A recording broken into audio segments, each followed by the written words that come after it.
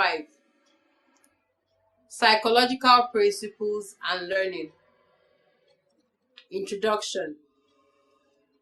The acquisition of new materials in a learning process can indeed be aided by a number of psychological variables. In this study session, you will learn the characteristics of the learner and the general factors which may impact on the learning possibilities of a student. Learning outcomes. When you have studied this session, you should be able to point out the characteristics of a learner that may influence his or her learning, and present the general factors that impact on the learning ability of a student. Learner characteristics. The qualities a learner brings to a learning situation may affect how acquisition progresses. This may include physical development, motivation, and the expression of emotion, interest, and attitude. Physical development. As individuals develop through life, there are different opportunities and constraints in learning. Learning is most effective when different developments within and across physical, intellectual, emotional, and social domains are taken into consideration. Individuals learn best when the material is appropriate to their level and presented in an enjoyable and interesting way. Because individual development varies across intellectual, social, emotional, and physical domains, achievement in different instructional domains may also vary. Thus, the cognitive, emotional, physical, and social development of individual learners and how they interpret life experiences are affected by prior schooling, home, culture, and community factors.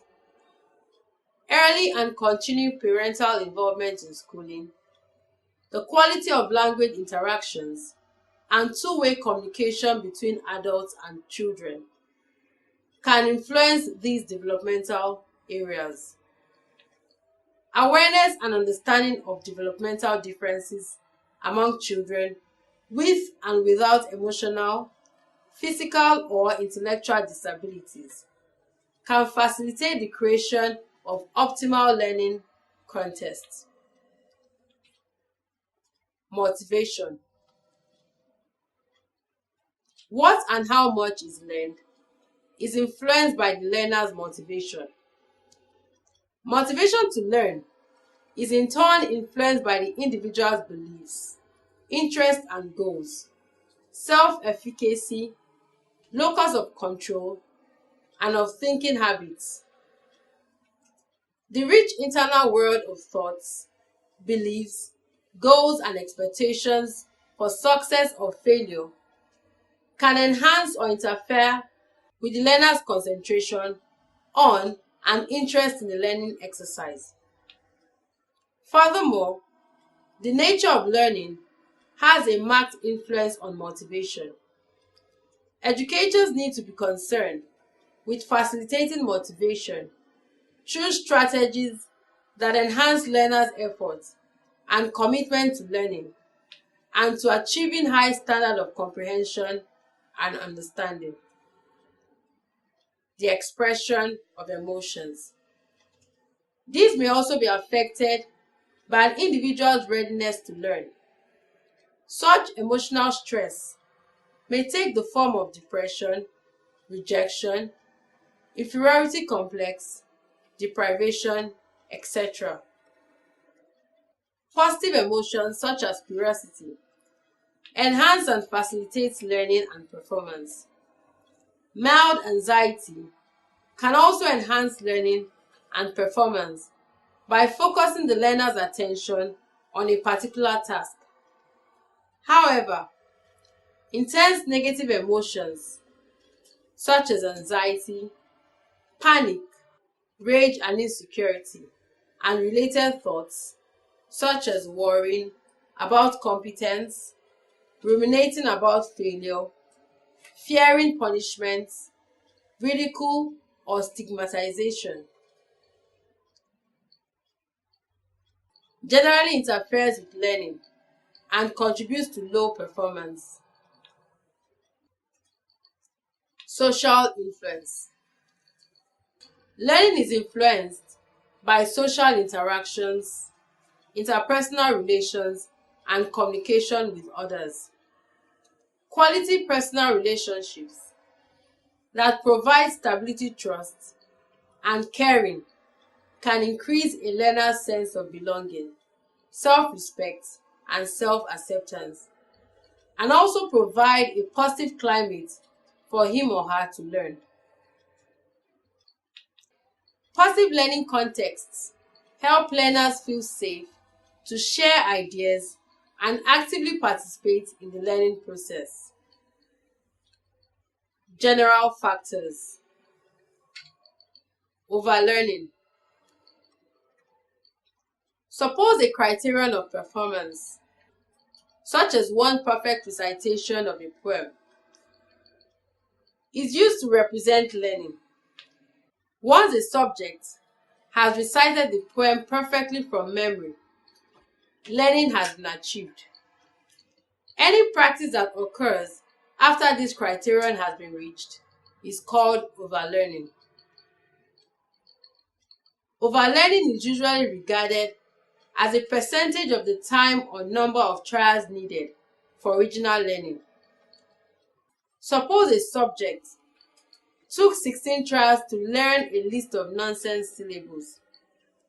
If the subject then continued to practice the correct order of this list for 8 more trials, 50% overlearning would have occurred.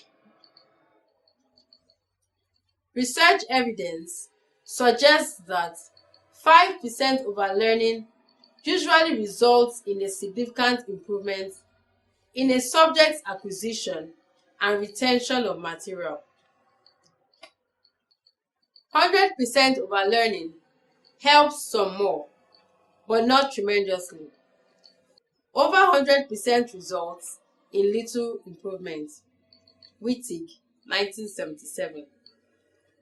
Distribution of practice. Distribution of practice allows segmentation of learning material. After learning some segments of information, there should be a period of rest so as to allow for greater acquisition of new materials.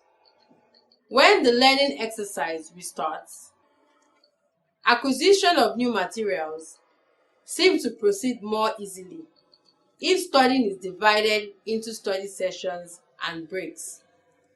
This assumes that the study segments are not too short and the breaks are not too long. Active versus passive approach in learning. Careful study of the acquisition of new materials has shown that a subject who plays an active role in acquisition generally shows better performance than does a passive subject. Primacy and recency effects. Primacy refers to those materials that are presented first in a series. Recency refers to the items presented last. In general, the primacy and recency effects tend to encourage acquisition, whereas presenting materials in the middle of a series does not. Knowledge of result feedback. Any information about the effect of a response is called knowledge of results or feedback, KR. Two findings indicate the importance of KR in acquisition situation.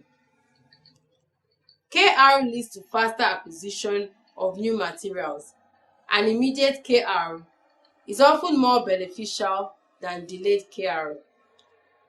It appears that in many circumstances, the subject treats KR as a sort of reinforcement, and delay of KR is the equivalent of delay of reinforcement. Study session summary. In this study session, you learned how some psychological factors affect the learner in the course of learning new materials. We also examined the characteristics the learner brings to the learning situation and how these factors influence or slow down the rate level of acquisition of the learner.